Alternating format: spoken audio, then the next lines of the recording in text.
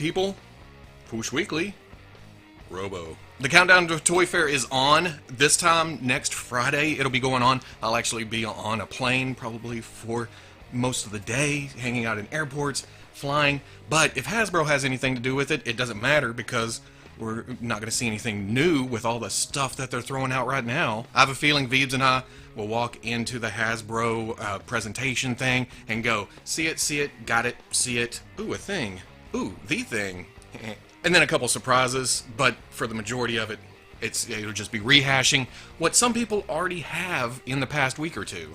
It's been crazy. So this week is another Marvel Legends Weekly, but there's also some Mezco, some NECA, just a tiny bit of SH figure arts, but the majority of this is Marvel Legends, so buckle up, Buttercup. Mezco has solicited their 1/12 Collective Black Panther. This is based on the movie.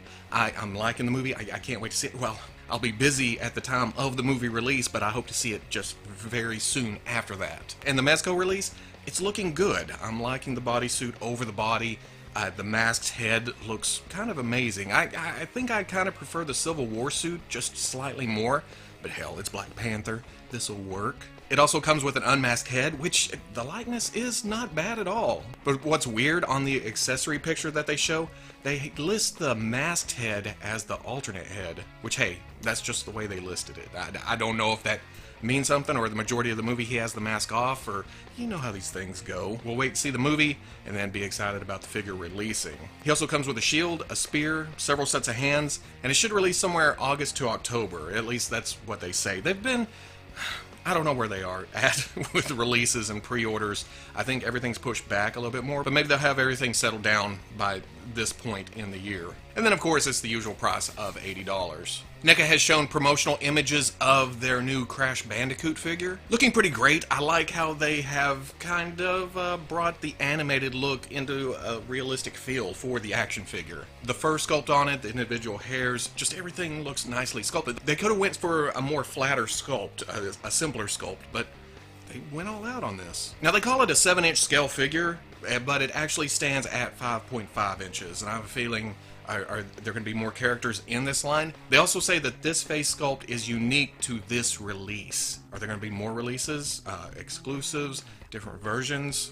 I don't know. Inside the blister package is a heavy cardstock crate replica, and then most interestingly, the eyebrows are on ball joints, so you can move those around for different expressions. I wish a lot of other toys had movable eyebrows or face parts, or it's an interesting concept that I feel like can only be pulled off for animated characters like this, but it makes me want more animated characters like this. Now, there wasn't a price point, but this does release in May, which becomes very important in a minute when you consider some of the re-releases that NECA is doing also. If you didn't get your hands on the Gremlins Spider Gremlin figure, it's been a year, several years since this came out. If you didn't get your hands on it then, you'll have another chance for it in May. NECA is re-releasing it along with Gordon Freeman from Half-Life 2 and Chell from Portal 2.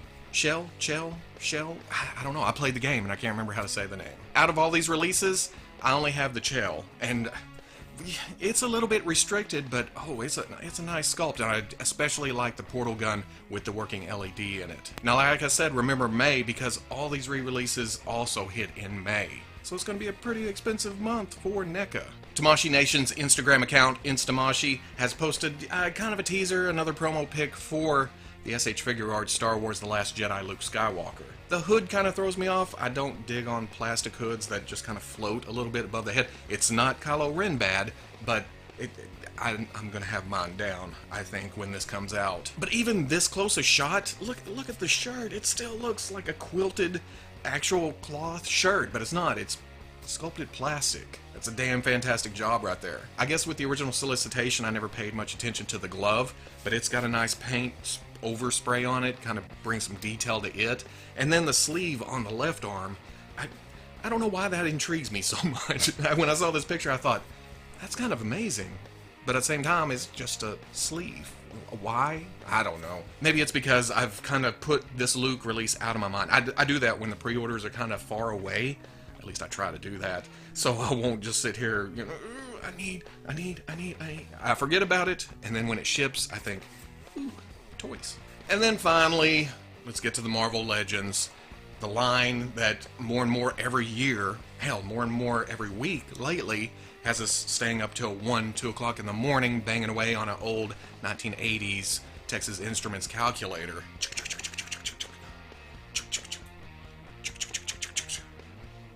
How far is Robo gonna take this joke? Kids, quit eating so much. No, not the Force. Divorce. It seems like every day there's just something different coming at us in the Marvel Legends line. Maybe not new, but a new development. And then suddenly it's showing up at Walgreens in California or Toys R Us in Pennsylvania. It's just nowhere around me, which is really what matters in the grand scheme of things. I'm kidding, we're all in this together. But first up, Dorkside Toys sent me the promotional retail pictures for the Deadpool Legends wave that is currently, apparently being able to be sold at Toys R Us. There was a street date, more and more people are finding it there, and they're actually getting to buy it. But my case is on pre-order at Dorkside Toys. It's a sure thing, and because of my Toys R Us closing down, I don't have a lot of faith in it actually showing up there. But because of the Deadpool 2 trailer this week, I'm more excited than ever for this cable.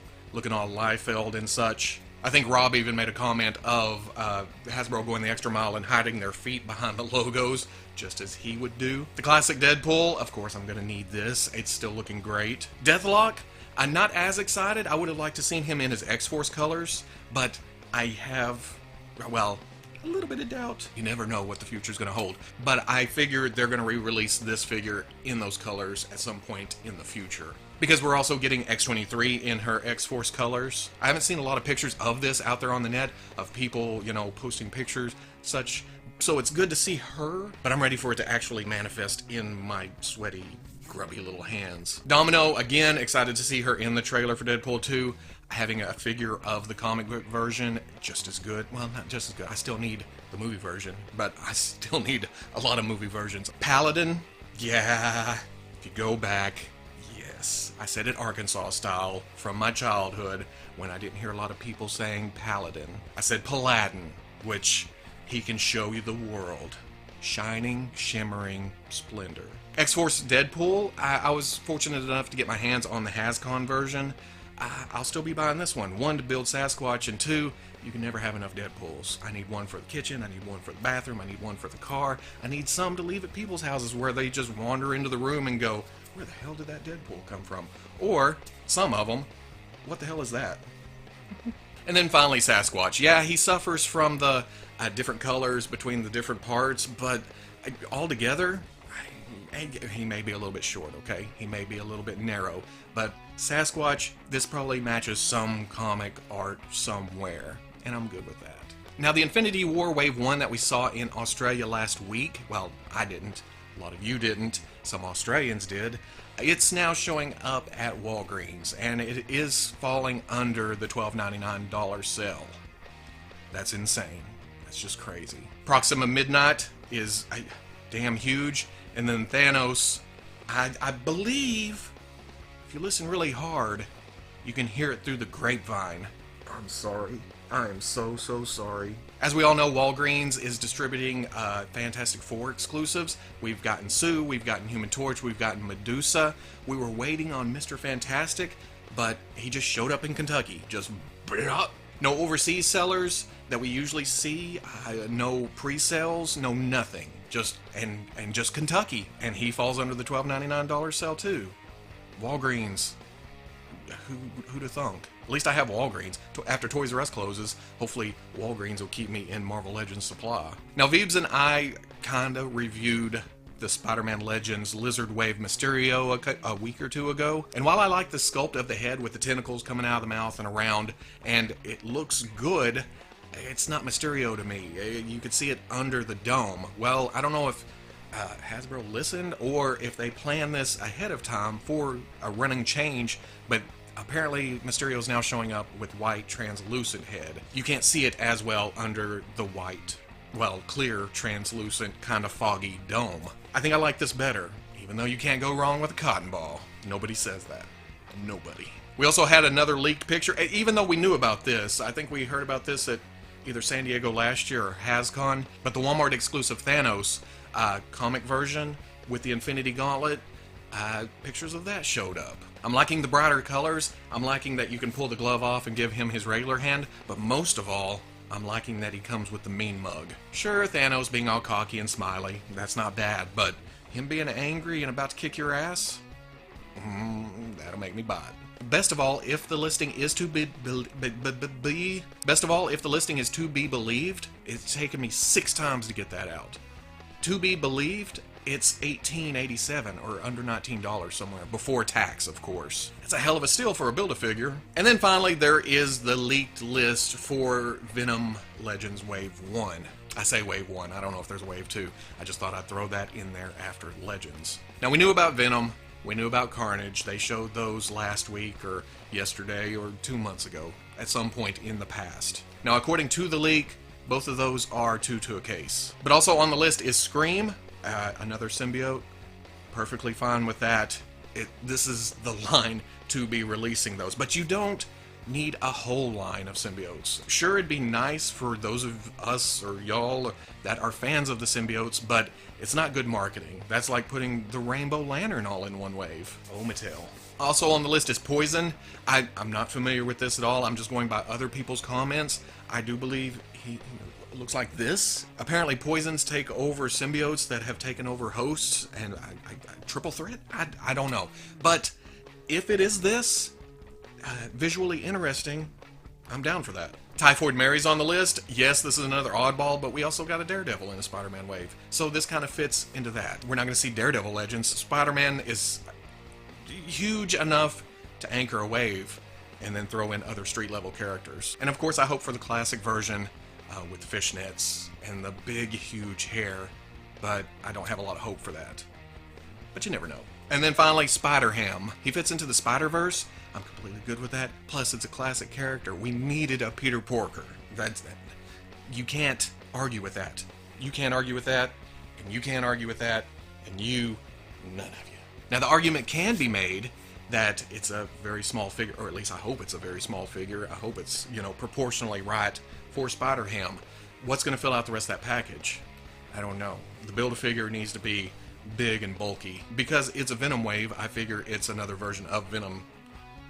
We'll see. And that's all for this week. Hopefully I'll have something up next Thursday before I jump on a plane Friday and head to Toy Fair. And then, of course, I'll try to get as much as possible onto the channel from Toy Fair. Now, to plug another YouTube channel, I did a little podcast with Victoria from Cantina Chatter. If you go over to her channel, she posted that today. It's also with other collectors. It's Why We Collect, and it's essentially me sitting down and rambling with Victoria. So go over there, check it out, give it a like.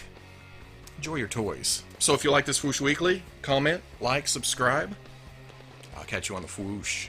There's so many Marvel Legends that I do not have at the moment that I just cannot figure out which one I'm most excited for. I forgot to even mention the Ultimate Riders.